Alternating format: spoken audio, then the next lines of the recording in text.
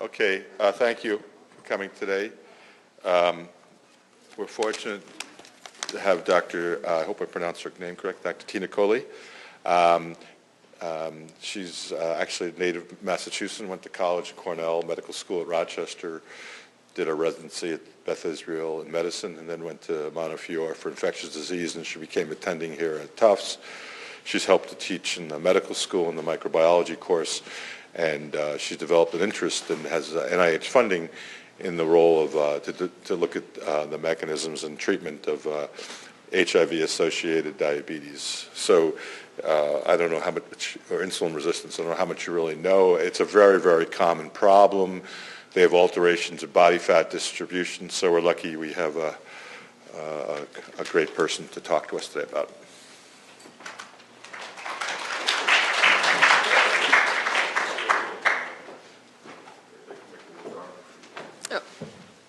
Thank you, Dr. Greenberg.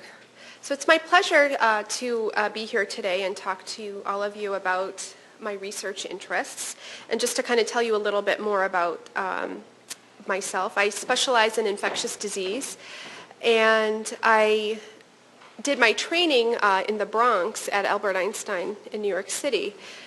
And as part of my training, a big component of it was HIV treatment and management. So as an infectious disease fellow, I worked in a clinic in the Bronx, and I took care mainly of patients with HIV, and that included diagnosing HIV, starting them on medications, evaluating their response to treatment, and then with time I began to appreciate some of these metabolic complications that were kind of just being reported at the time. My fellowship was around 2002 to 2005, and that's really when a lot of this appreciation for insulin resistance and diabetes and HIV was being reported. Then as part of my fellowship, I obtained a master's in clinical research methods, and as part of the master's program, I had to do a thesis, which I'm sure many of you all are heavily involved in or thinking about kind of what to focus your thesis on. And I focused my thesis on mortality in patients with HIV. And during this time period of 2002 to 2005, antiretroviral therapy was much more advanced than what it had been even 5 or 6 years prior. And it was very commonplace for people with HIV to start combination antiretroviral therapy, which was actually quite effective in terms of reducing viral load and decreasing morbidity and mortality. So what my research at that time showed was that in the time period after highly active antiretroviral therapy or combination antiretroviral therapy was available, people with HIV were living longer. They were not dying of infections, not suffering from infections. If anything, when they died of other things, unrelated, or not necessarily unrelated, but not infection. We now know that some of the things that they're dying of may be related to inflammation associated with HIV, but common causes of death after receiving antiretroviral therapy included cardiovascular disease, liver disease, etc. So things that we're seeing in the general population. So after my fellowship, then I came to Tufts, and I began working with the HIV research group here in our division of infectious diseases. And I began working with Dr. Christine Wonke, who studies metabolic complications of HIV. And then in working with her and her group, I became interested in many of the metabolic complications that we're seeing in persons with HIV as a result of antiretroviral therapy. And some of these complications include body fat changes, insulin resistance, cholesterol abnormalities, increased cardiovascular risk. So that's kind of how I became interested in what I'm going to talk about today. So for the next 40 to 45 minutes, I'm going to talk about HIV-associated body fat changes, and then I'll talk a little bit about insulin resistance and diabetes in HIV. And then I'm going to focus on the research that I'm doing, and I'm going to focus on some of the methods that I'm using. One is the Euglycemic hyperinsulinemic clamp to measure insulin resistance.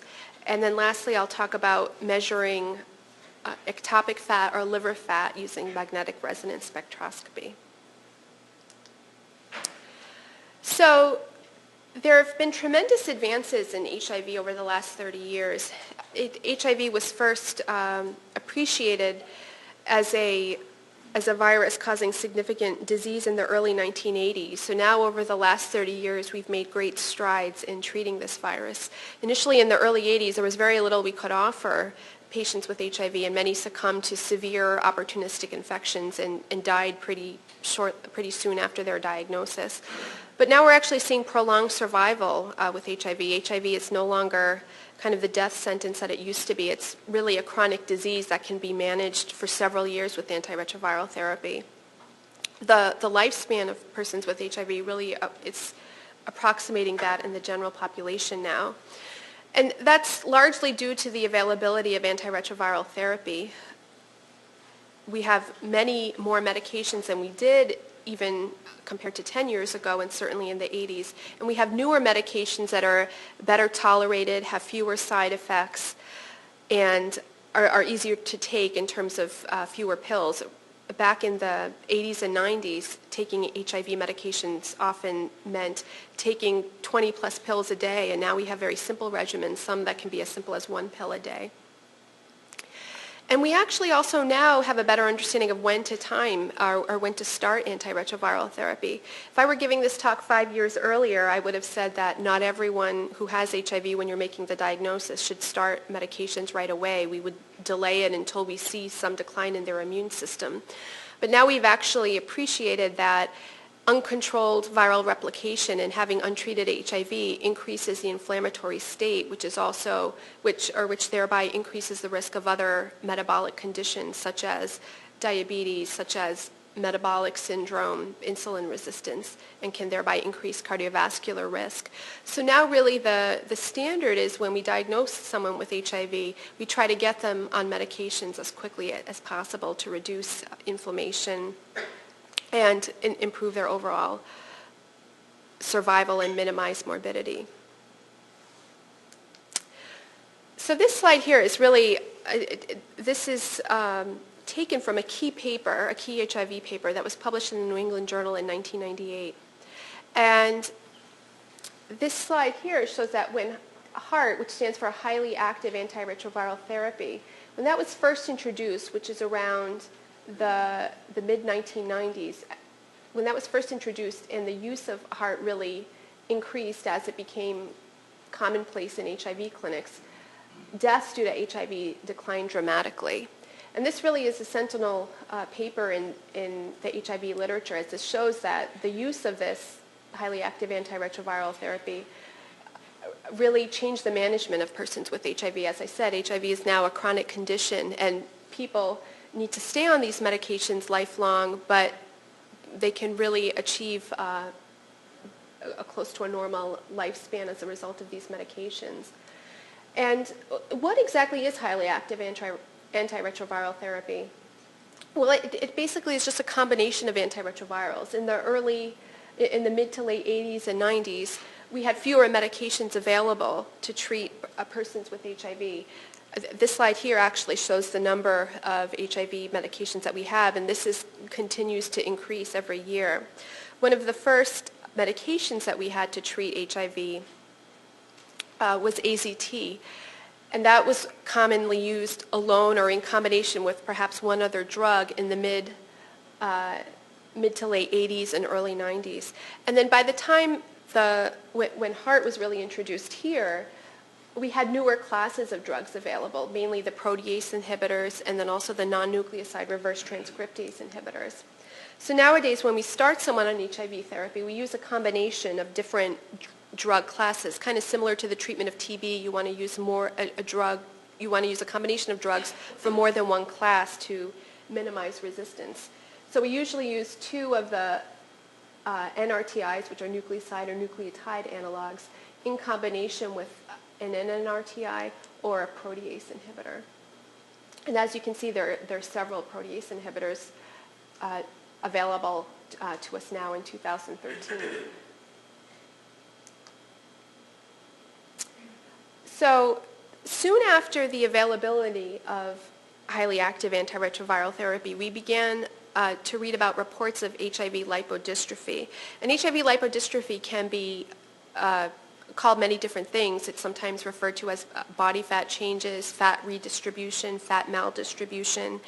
And there are 4 key components of HIV lipodystrophy, which I had in these bullets, but for some reason they didn't show up, but I can just tell you. One is fat accumulation, which typically occurs in the belly, in the dorsocervical region. It can also be seen in the breasts. We can see fat atrophy, which refers to loss of subcutaneous fat, which is common in the extremities as well as in the face and the temporal region. We can see some degree of abnormal glucose metabolism, which can be manifested as glucose intolerance or frank diabetes. And lastly, we see dyslipidemia, which is an abnormal lipid profile, which can manifest in different ways, but one of the most common features we see just in HIV itself prior to starting any antiretroviral therapy is the HIV virus can lead to elevated triglycerides and lower HDL. And this constellation was appreciated soon after the availability of highly active antiretroviral therapy, and initially it was temporally associated to the widespread use of protease inhibitors. And these changes can all, initially they were all thought to occur together, where you would get fat accumulation, fat atrophy. Here it's showing up here. Initially it was thought that they'd all occur together, but now we realize that you don't necessarily have to have all 4. In fact, it's more common to have either fat accumulation or fat atrophy. And most people exhibit some degree of dyslipidemia and some degree of altered glucose metabolism. These are some of the pictures of the fat changes we see. So this here is fat atrophy, which refers to loss of subcutaneous fat. You can see here loss of fat in the cheeks, some loss of fat in the temporal region, loss of fat in the extremities leading to prominent veins. There's more here, which shows facial wasting. And then this is fat deposition, which is often seen in the abdominal region here. You can also see some in the dorsocervical region. And in lipohypertrophy, the abdominal fat that accumulates, it can be subcutaneous, but it's often not subcutaneous and more internal or visceral fat, which is fat around the organs. And we're now realizing that fat can actually be ectopic fat, so fat that doesn't belong in the liver. We can see increased liver fat in these patients, and that's kind of hard to tell. It's kind of hard to tell clinically if someone when they have lipohypertrophy, how much visceral fat they actually have. So for that, we need more imaging studies such as a CT scan or an MRI. But the visceral fat is very concerning, as that's associated with insulin resistance, cardiovascular disease, and diabetes. So here's some more pictures of fat deposition here with a prominent, what we call a buffalo hump or dorsocervical fat pad. Here there's a lot of increased subcutaneous fat with increased subscapular fat and suprailiac fat. The fat in this area we can measure with calipers to measure skin fold thickness. So these body fat changes are very challenging because we can see this with antiretroviral therapy, and patients need to be on antiretroviral therapy to manage their virus, but these fat changes can be disfiguring, they can be stigmatizing, and they're actually both the atrophy and the fat deposition are both associated with insulin resistance. The fat deposition can further increase risk of cardiovascular disease. So there's a big focus now to better manage these fat changes. One of the things we've done is to try to come up with newer HIV agents that have a lower risk of causing some of these fat changes, but we're also trying to better understand why it happens and how to best manage it once it does happen. And I think I had mentioned initially that these fat changes were initially thought to occur together. So you might see someone who has both fat atrophy, so fat wasting in the extremities and fat deposition in the belly. But we've actually appreciated now that these changes are more likely to occur independent of each other. So usually patients have either fat atrophy or fat deposition. But both of these fat changes are associated with insulin resistance and cholesterol abnormalities. And I should also mention that the risk for these, I'm kind of blaming it all on the medications, but it's not so simple to just tie it all into the medications. There are actually, as we've studied this more, we've realized that there are host factors that also play a role and increase the risk of these fat changes, as well as disease or viral-related factors, as well as treatment-related factors. So it's hard to pinpoint one exact cause, and likely the cause is actually multifactorial, but better understanding this is part of the pathway that will lead us to better manage these conditions. So this slide here was taken from a study published in Clinical Infectious Diseases. And this study was actually conducted here in Boston as part of the Nutrition for Healthy Living cohort. This was a longitudinal cohort that was actually done here at Tufts by doctors Sherry Gorbach and Dr. Chris Wonke. And this is one of the first papers that actually showed that fat atrophy and fat deposition are common in HIV, but they more commonly occur separately as opposed to together. And in this cohort, which was over 500 subjects, 35% of the subjects had fat atrophy at baseline, and 44% had fat deposition. And they noted actually that fat atrophy was more common in men, and fat deposition was actually more common in women. And this finding has since been replicated in several other cohort studies as well.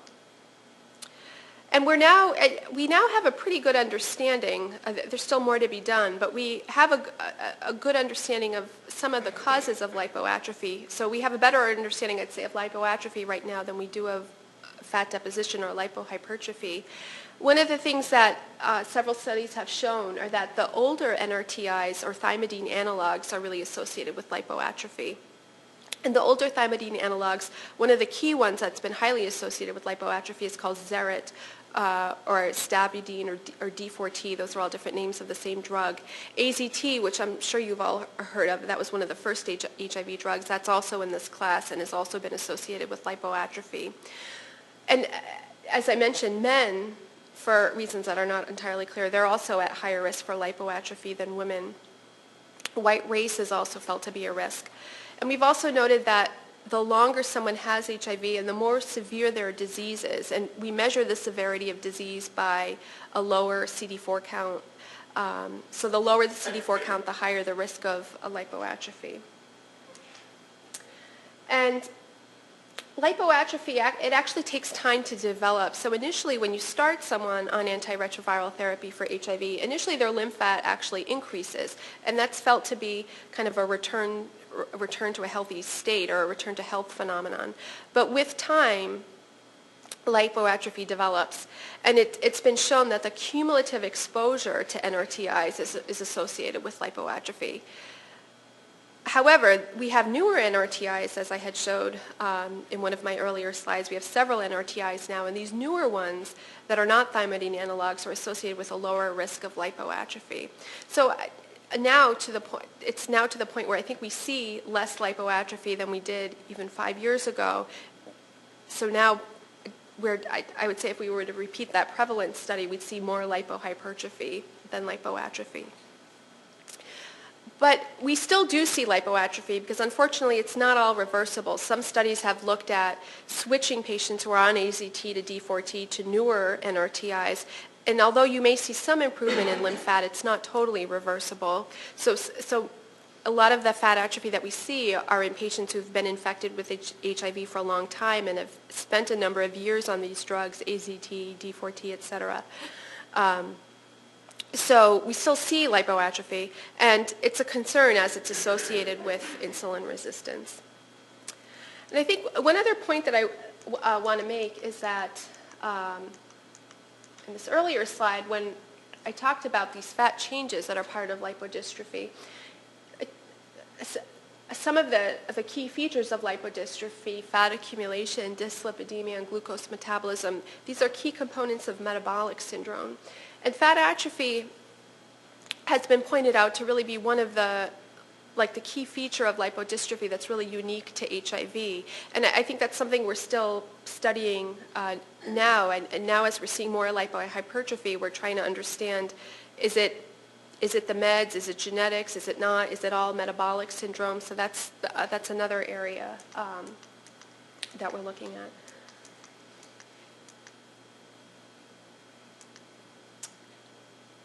And as we've learned more about lipoatrophy, several mechanisms have been postulated to be causing lipoatrophy.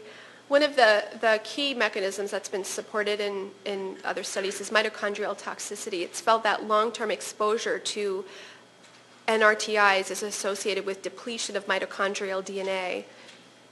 And it's felt that that may be one potential mechanism leading to lipoatrophy as well as insulin resistance. It's also, one mechanism of lipoatrophy has also been thought to be apoptosis of fat cells and also impairment of adipocyte differentiation. It's also been noted that persons with lipoatrophy and HIV have higher levels of TNF-alpha, and that's also felt to be part of the link leading to insulin resistance. And as I said, more mitochondrial DNA depletion. So lipohypertrophy, which is, again, is the deposition of visceral fat or fat around the internal organs, as well as dorsocervical fat, breast fat, and increased ectopic fat, notably in the liver. Lipohypertrophy is something we're actually seeing more of now that we're not using the thymidine analogs, which have been associated with lipoatrophy. However, our understanding of what's causing lipohypertrophy is not as great as lipoatrophy. And I think one of the challenges with lipohypertrophy is it's hard to tell kind of clinically what is abnormal fat deposition in these folks and what is simply obesity. In the clinic setting, I think it's really hard to kind of tease out. And from some of the pictures that I've showed, especially with the dorsocervical fat deposition, it kind of appears that some of these patients may have Cushing's syndrome. But studies have actually looked at cortisol levels and suppression of cortisol levels in these patients, and that hasn't been supported, so their cortisol dynamics are intact. So again, kind of the etiology of lipohypertrophy is not as clear. And with that, our understanding of how to control it and treat it is not clear. But we have seen that persons with fat deposition have elevated inflammatory cytokines, so that may play a role. It's also been postulated that in persons with fat deposition, we have seen that persons with fat deposition have increased free fatty acids and increased triglycerides, and it's thought that perhaps those can't be stored in subcutaneous areas that may be atrophic, and they're being stored in other fat depots or internal depots such as visceral fat. However, that argument doesn't entirely hold true because, as I said, the fat atrophy and the fat deposition don't necessarily go together, and in fact, more commonly, they don't occur together than in conjunction, but that's been one argument that's been proposed. So risk factors for fat deposition or lipohypertrophy that have been supported in several studies include female gender, having a higher percent body fat at baseline, higher triglyceride levels, and protease inhibitor use. And fat deposition was initially reported after the widespread use of protease inhibitors.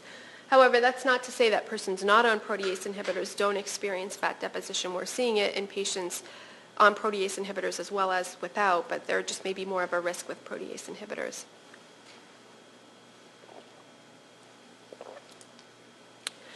And as I mentioned, a lot of the features of lipodystrophy are similar to metabolic syndrome. So the key features of metabolic syndrome are abdominal obesity, hypertension, an elevated fasting glucose, elevated triglycerides, and a low HDL. And to diagnose metabolic syndrome clinically, you need 3 of these 5 criteria. And just looking at this definition, 2 of the features, the elevated triglycerides and the low HDL, we see that just with HIV itself before patients even start antiretroviral therapy. So there have been studies showing, an increased prevalence of metabolic syndrome in the HIV population. In the general population, the prevalence of metabolic syndrome has been reported to be around 35%.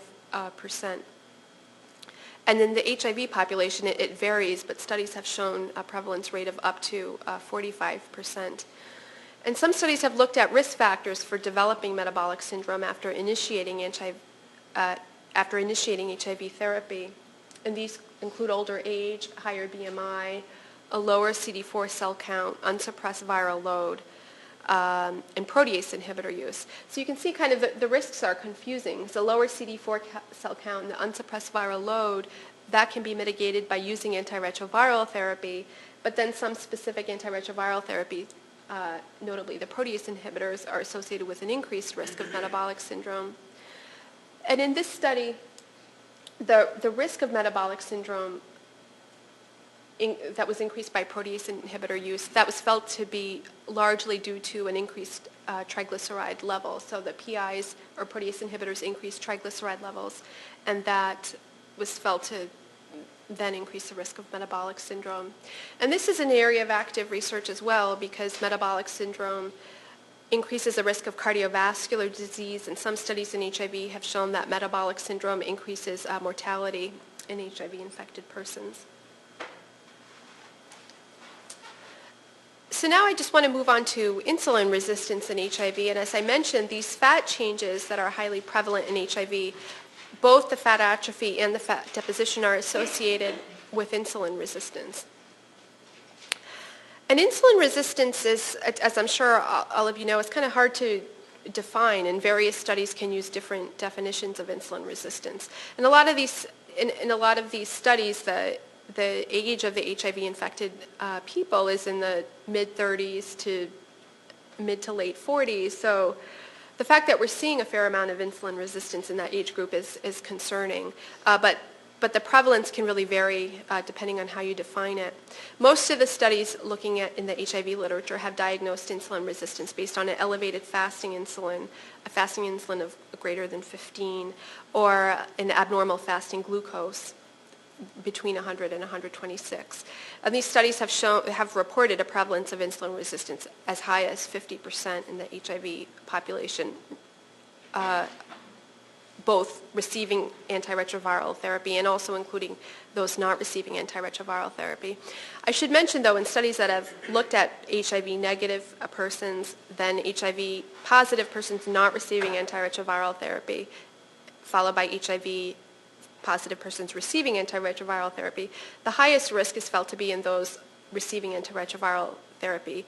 But those with HIV compared to HIV-negatives also have a higher risk of insulin resistance as well. Other studies have looked at frank diabetes, and one of the classic papers that was published by Todd Brown, an endocrinologist at Hopkins. This looked at a longitudinal study of HIV-infected men, and they found a prevalence of diabetes in HIV-infected men who were receiving antiretroviral therapy at 14%. And the prevalence in the HIV-negatives was only 5%. And the prevalence was increased in HIV-infected persons who were not receiving antiretroviral therapy. It was also significantly greater than HIV-negatives, but less than those receiving antiretroviral therapy. And in the same paper, Brown showed that the incidence of developing diabetes was greatest for those with HIV on treatment versus control. So the HIV-infected persons on treatment had a 4 times greater risk of developing diabetes than HIV-negatives. And the HIV-positive persons who were not on meds had twice the risk of controls. And Justman also showed an increased risk of developing diabetes, particularly with the use of protease inhibitors. So understanding the factors associated with insulin resistance in persons with HIV is still an area of active research. It's really difficult to study because I think it's clear now that there are many factors at play. It's not just any one thing. And I think one of the conclusions is, yes, there is an increased risk of insulin resistance and diabetes with the HIV virus itself as well as with the medications. But traditional risk factors such as genetics, diet, body habits play a key role. And several studies have pointed have pointed out that these risk factors probably play the biggest role, more so than medications and the virus itself. But nonetheless, we have seen that the medications do indeed increase risk of insulin resistance. Several studies have shown that protease inhibitors directly cause insulin resistance. It's been shown that protease inhibitors inhibit GLUT4, which is a glucose transport protein that promotes glucose uptake in muscle. There have been studies in healthy volunteers where they've been given just an isolated HIV protease inhibitor. And they've shown that they have reduced insulin sensitivity after taking these medications. NRTIs have also been associated with insulin resistance, and it's felt to likely be due to the mitochondrial toxicity. And in fact, in one study, it was shown that the cumulative exposure to NRTI use was associated with an increased risk of insulin resistance. NRTIs, as a separate class of antiretroviral therapies, have also been associated with insulin resistance, but less so than the other two medications. And as I mentioned, it's felt that the virus itself, it's been shown in cohort studies that persons with HIV without receiving treatment still have an increased risk of insulin resistance and diabetes compared to the general population. So there are viral or disease-specific risk factors itself. What they are, we don't exactly know, but it's felt likely to be related to increased inflammatory markers and inflammation. And again, that's one of the reasons why we push now to start persons with HIV on treatment sooner. And then again, these fat changes are also associated with insulin resistance. So now I'd like to move on and kind of talk about the research that I'm doing, which focuses on fat changes in insulin resistance. So one of the things that I'm working on is I'm conducting a study, which I'll tell you about the details of in a second. But the overarching goal of this study is to examine the pattern of insulin resistance in HIV-infected persons with central fat deposition and fat atrophy. So I'm trying to understand, is one group, those with fat deposition versus fat atrophy, is one group more insulin resistant than the other? And then I also want to assess the response to different insulin sensitizing therapies in these two groups. So does one group respond better to one insulin sensitizing agent compared to another?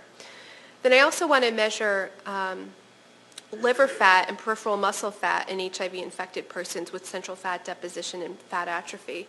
So as I had mentioned, in persons with fat deposition, the fat occurs often internally in the visceral fat, and some studies have shown that these patients have increased liver fat, and it's also been shown in a few studies that those with fat atrophy have loss of subcutaneous fat, but in their extremities they may have more fat in peripheral muscle, and this may play part of the role in their developing insulin resistance. So, as I'm sure many of you know, insulin resistance can occur in different organs in the body. Insulin is a hormone that's kind of active throughout the body, but some of the key things that insulin does is it promotes glucose uptake in the peripheral muscle and promotes the synthesis of glycogen. So in persons who are insulin resistant, you're going to have decreased glucose uptake in the peripheral muscle. And insulin also suppresses glucose production by the liver, and in persons who are insulin resistant, you're going to see continued glucose production despite normal or high insulin levels. And this often leads to fasting hyperglycemia, and that's one of the features that you can see in hepatic insulin resistance. Persons who are insulin resistant also can have a decreased insulin secretion by the pancreas, and that can lead to, that can actually occur later in the chronology of insulin resistance. So later in the disease course, you can have decreased insulin secretion. Early in the setting of insulin resistance, you can have increased insulin resistance, increased insulin secretion, excuse me. And then also insulin inhibits lipolysis and inhibits free fatty acid production. So in those who are insulin resistant, you'll see elevated free fatty acid levels and increased lipolysis. So in the study that I'm doing, I am looking at HIV-infected persons who are insulin resistant but not diabetic. So I'm looking at persons who have HIV and have insulin resistance, which I'm defining as a elevated fasting insulin over 15, but they can't be diabetic, so their fasting glucose has to be less than 126. It can be in the glucose intolerant range between 100 and 126. And then these patients have to have fat changes, which as we've kind of talked about, either the fat atrophy or the fat deposition. And we're assessing this by self-report, physician confirmation, and then some discrete measures or concrete measures, including skin fold thickness to measure the triceps and waist circumference to measure the central fat deposition. So in these subjects, I'm studying their insulin sensitivity, and to do that, I'm using a technique that's considered the gold standard technique, which is the euglycemic hyperinsulinemic clamp, and I'll go over the details of that procedure shortly. And then I'm looking at liver fat and peripheral muscle fat using MRI spectroscopy. And then I'm studying their response to insulin sensitizing therapy. So in persons receiving fat atrophy, I'm giving them pioglitazone for 12 weeks in an open fashion, and then I'm repeating these two studies to assess their response to pioglitazone. And in persons with fat deposition, I'm giving metformin for 12 weeks, and then again assessing their response. And then I'm also doing this in HIV negative controls, just to kind of get, in particular for the MRI spectroscopy, just to kind of get a baseline for liver fat and leg muscle fat, as the spectroscopy is a relatively new procedure. And you may ask why I'm not giving both groups the same medication. And one of the things that we've noted, and actually we've studied here at Tufts, is we've looked at metformin in persons with central fat deposition.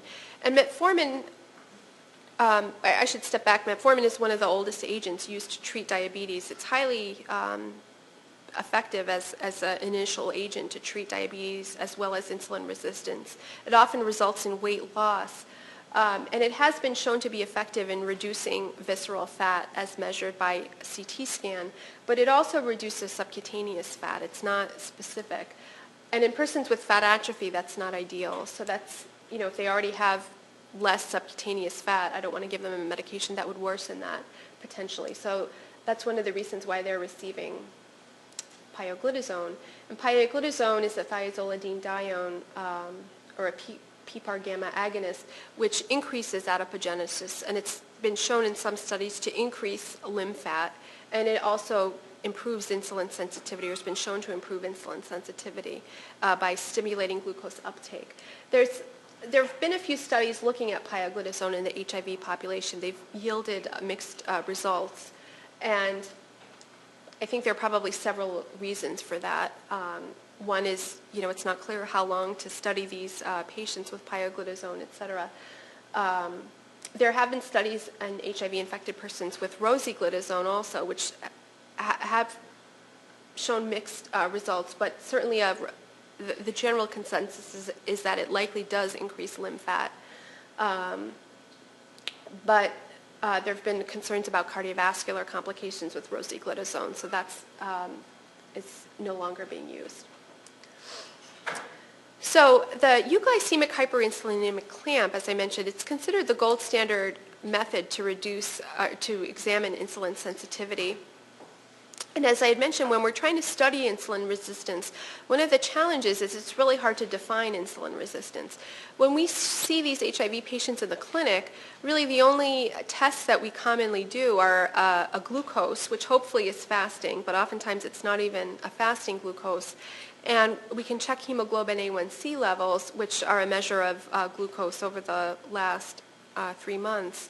But we don't really do too much else. And it's really hard to define insulin resistance with the tests that we have. One of the things we've done in the research setting is to look at the fasting insulin.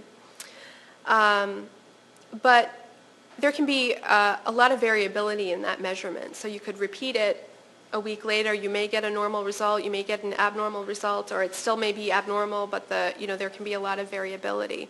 So one of the advantages of this euglycemic hyperinsulinemic clamp is that there's decreased intra-individual day-to-day variability, and there's great reproducibility of measurements. The downside of the technique is that it's labor-intensive, as I'll get into, so it takes time to get the data, and it requires a lot of resources.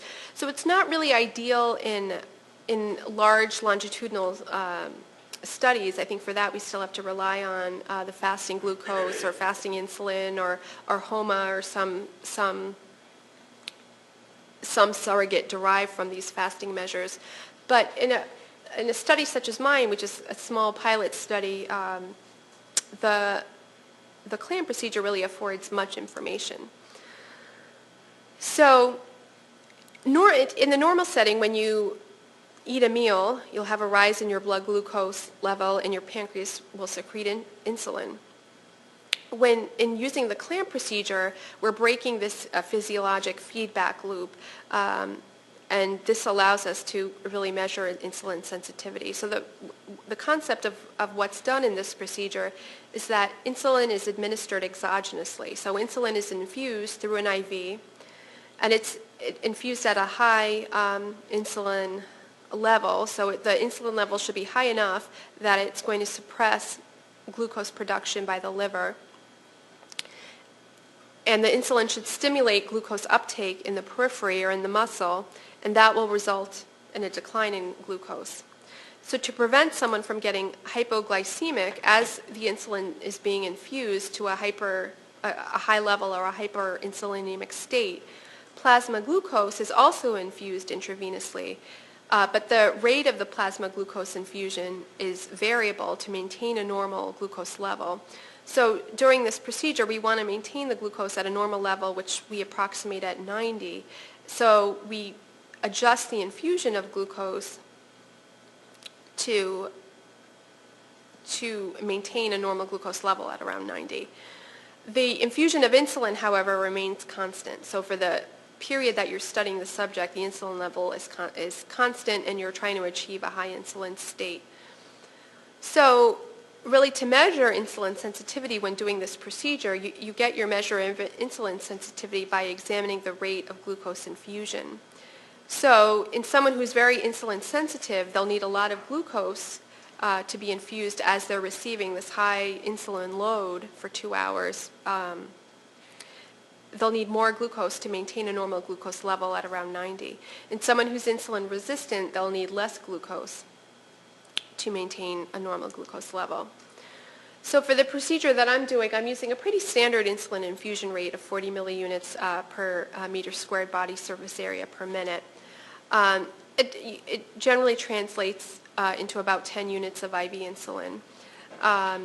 When you give insulin through the IV, you have to add albumin or the subject's blood to it to prevent the insulin from sticking to the tubing.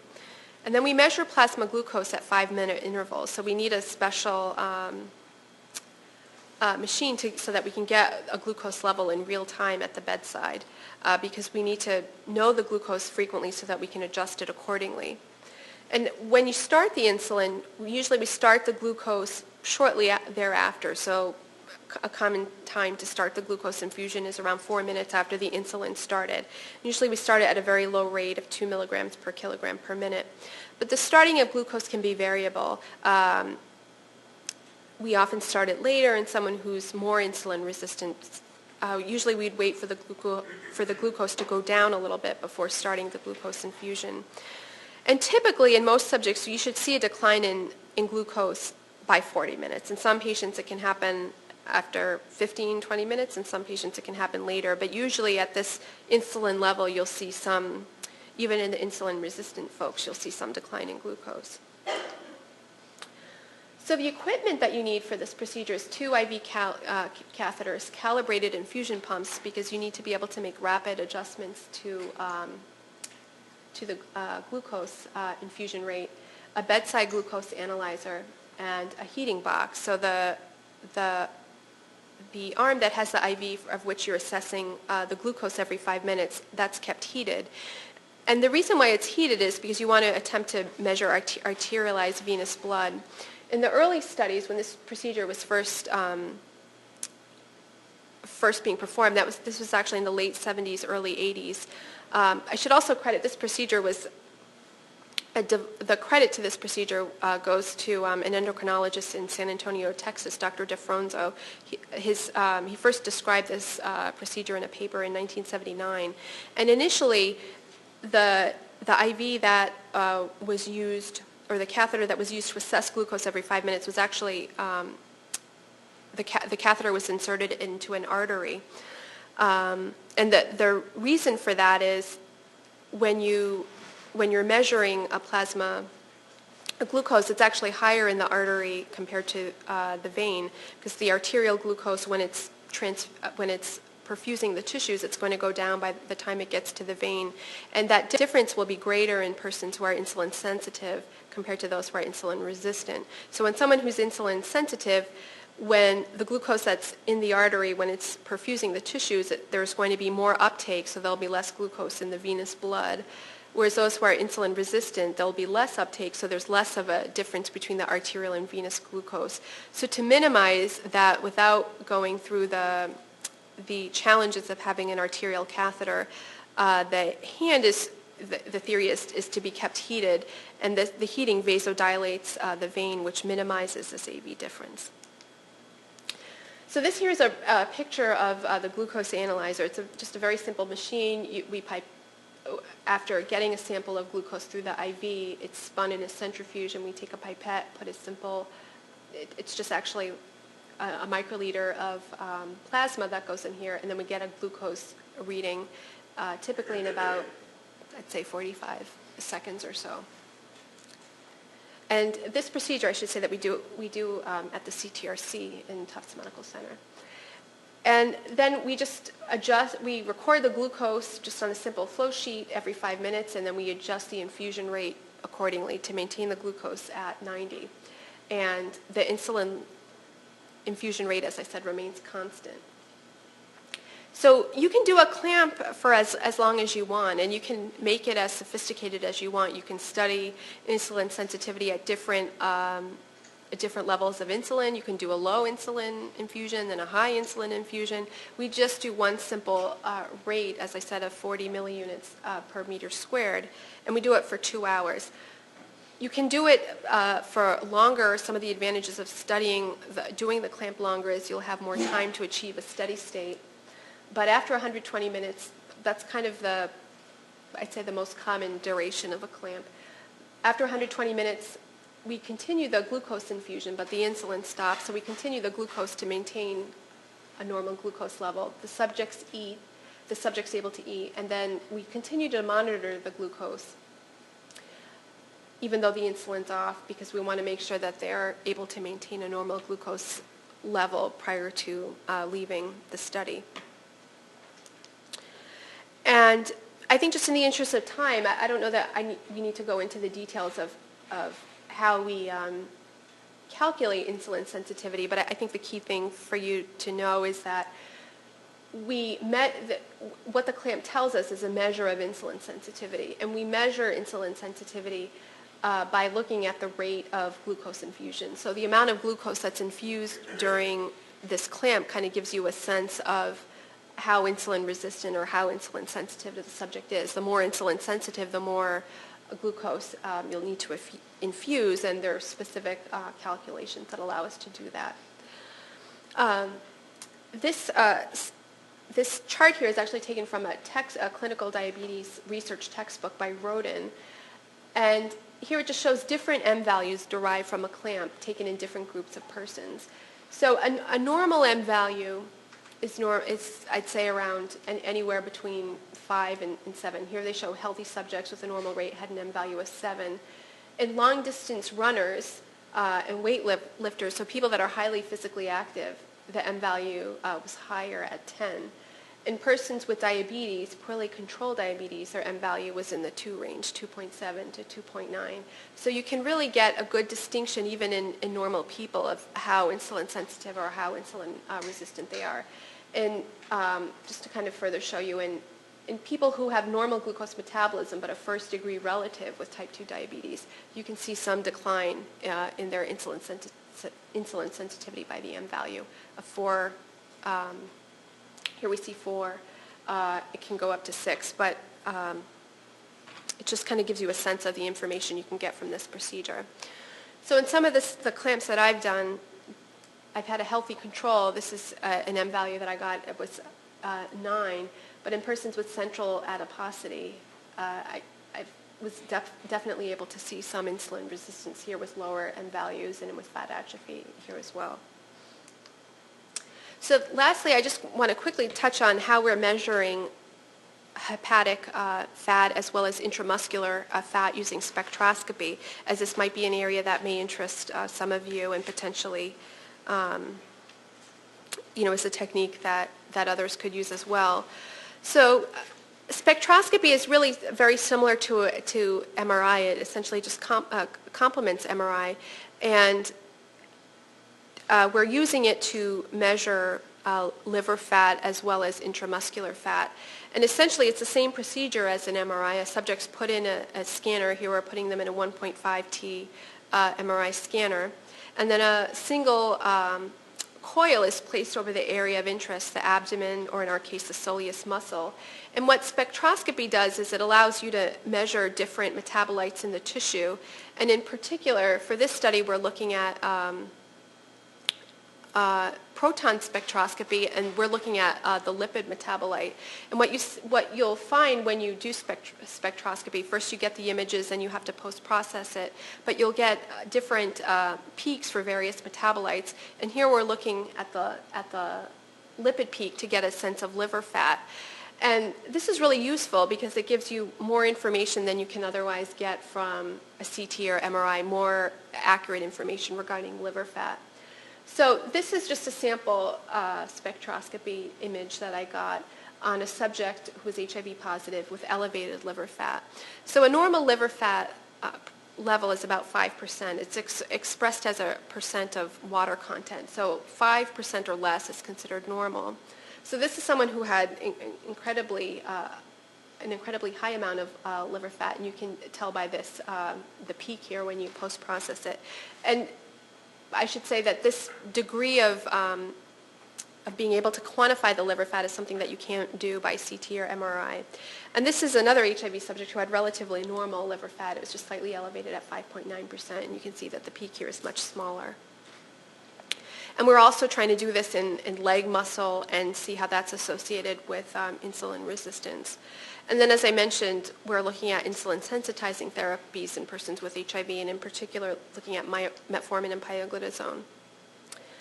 So some of the future studies that we hope to do to look at this population is to further examine insulin resistance by examining hepatic versus peripheral insulin sensitivity, and to see if that differs in persons with fat atrophy versus fat deposition. We also want to assess the optimal management and treatment of insulin resistance and body fat changes in persons with HIV. We have little data on the use of these insulin sensitizing agents in persons with HIV. Most of the patients who've gotten, I'd say fewer patients who actually need these medications are on them partly just due to the complication of managing multiple medications in a patient. So we need to learn more about the safety of these drugs in persons with HIV on antiretrovirals as well as the efficacy. And I think also we need to do more studies to assess the incidence of fat redistribution and insulin resistance with newer HIV therapies. Because certainly there is a risk, but I think a lot of the risk has been associated with older agents, and we're still seeing it, but we need to kind of better understand the risk with newer HIV therapies. And then lastly, I'd just like to acknowledge my mentors. Dr. Chris Wonke over at Tufts University has been helping me since I've been at Tufts. Dr. Shali Basine is an endocrinologist who's also helped me designing this study. Dr. Preeti Kishore is an endocrinologist at Einstein that's really taught me how to do the clamp procedure. Dr. G is a radiologist at Tufts Medical Center who's helped me with spectroscopy. Paula Dabeningo, who's sitting right up front, is a nurse at the CTRC who's been instrumental in helping me with the clamp procedure. And then I have two study coordinators that have helped me tremendously with this study as well. Joy Moy, who's actually now at Einstein getting an MPH, and Naritha Ren, who's here at Tufts.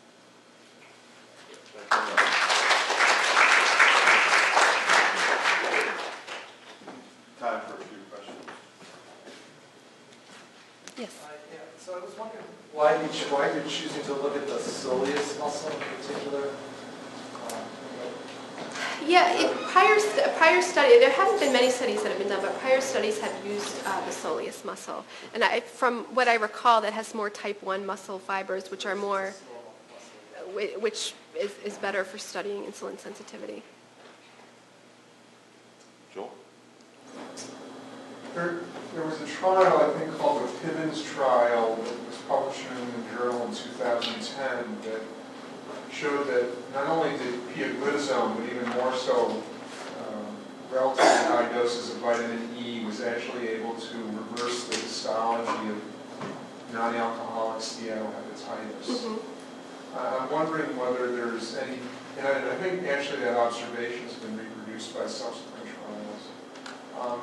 Is there any evidence or suggestion that vitamin E might be useful in what appears to be another type of manifestation of metabolic syndrome? Yeah, that's an interesting question. I haven't actually looked at vitamin E. I think I'd have to look into that more and research that myself. To my knowledge, I don't think that's been studied in the HIV population. It might be very difficult if they have fat-soluble problems, because vitamin E is for fat-soluble. I don't know. Right? What about nutrition and the gut here in affecting them? Do these people, many of these people have GI problems as well? Yeah, I think earlier in the HIV epidemic, certainly a lot of the older medications were associated with diarrhea. We're seeing that less so now with newer therapies, less diarrhea, et cetera. I know there are some of the studies that are being done at Tufts are looking at fecal microbiota in the stool and seeing how that relates to immune function. And I think there is some look at that with insulin resistance too, but that's not, I haven't looked into that per se for my research. Right. Okay, so we're going to upstairs for time to talk to you and have lunch. Okay. Thank you very much. Thank you.